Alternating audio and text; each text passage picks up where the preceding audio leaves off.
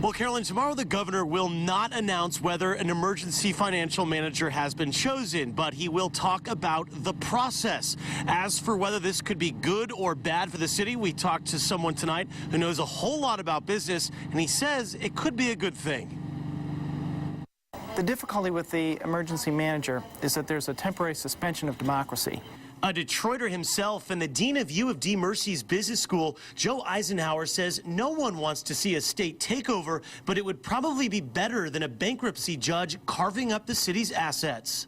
Because a bankruptcy judge or an appointee would be granted certain powers to suspend contracts or to pay pennies on the dollar for money that's owed.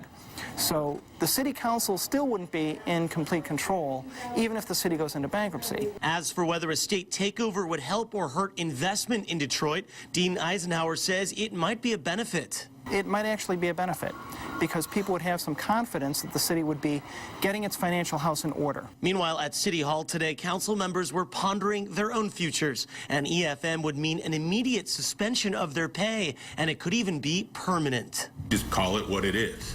The reality is, if an EM comes in here, potentially all of us are unemployed. You know, that's a scary thought for me. I cannot say what my plan B is, but I do have one.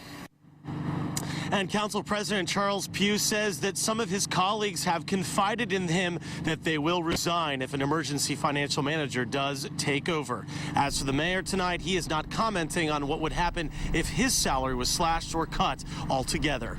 Reporting live in Midtown Detroit, I'm Tom Waite, 7 Action News. Carolyn, back to you. All right, Tom, a lot of people will certainly be watching what the governor has to say, and we will bring you Governor Rick Snyder's comments right here on 7 Action News and, of course, online at WXYZ.com.